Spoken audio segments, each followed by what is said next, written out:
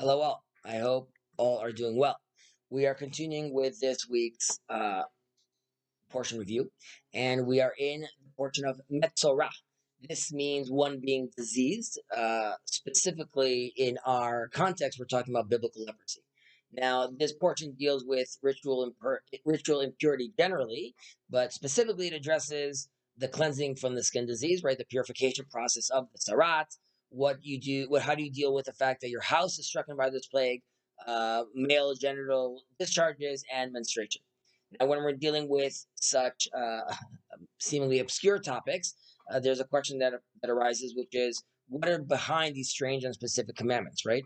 Now, the Torah and the rabbis, in their infinite wisdom, have taught us that the Torah wrote the rationale for the commandments concerning Gid Hanashed, the displaced tendon, and specifically the prohibition of Israelites eating from the sciatic nerve. This is placed at Jacob's struggle with the angel.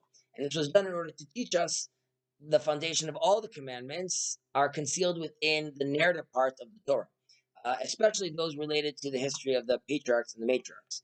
Now, keeping that in mind, we could see Moses himself as the first archetype of the Metzora, the person afflicted with leprosy. Now, the word Metzora is closely related in Hebrew to the word Mitzri, Egyptian, and this is also how Moses is known by Lot's daughters. Right after he saves them by the well, they run over to their father and tell them, "An Egyptian man in each Mitzri saved us." Now, leprosy itself appears on Moses when he doubts his ability to speak fluently due to his stammer or his heavy lips and tongue. And this is when, during the burning bush, when God is asking him to lead the Israelites out of Egypt.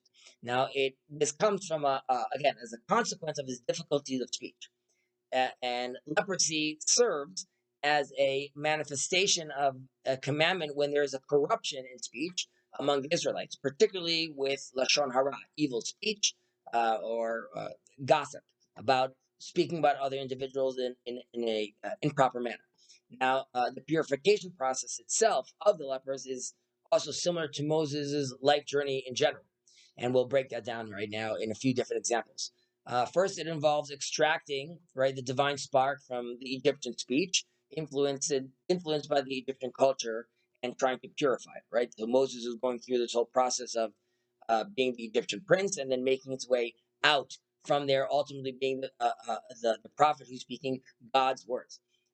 We also see this in the form of the bird that's brought for the purification. The two birds that are brought. The first one is slaughtered, just like the Passover lamb, which is consumed after it's slaughtered. And this is unlike the living bird, which is sent away, right, while covered in blood, which will be preyed upon by the field animals. And this is resembling the scapegoat.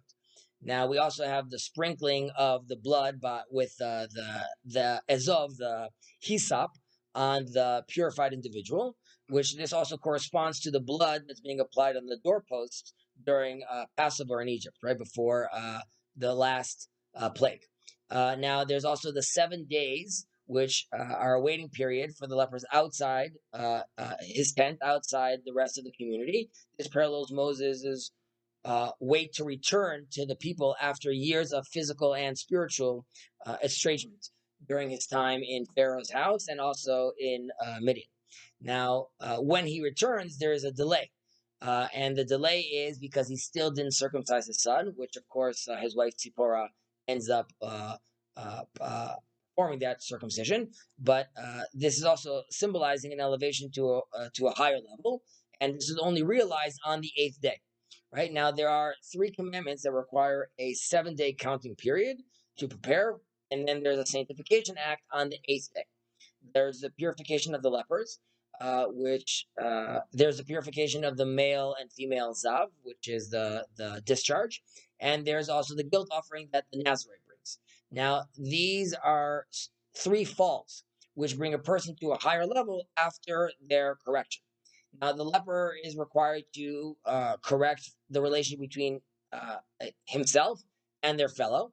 The zav is supposed to correct the relationship between themselves and just between themselves, right, internally. And the Nazarite is between a person and the divine. Now, These three systems, which are really the root of the prohibitions against bloodshed, forbidden relationships, and idolatry, the three cardinal sins, so to speak, they demonstrate how one who stands outside the realm of holiness, right, needs to be removed from it, ultimately could attain greater strength and greater purification. And we, of course, see this in Moses. And we also have to realize how, just like the patriarchs and the prophets, we too still embody this pattern. And we have to realize that sometimes in our life, we have to remove ourselves from something that seemingly is problematic for us.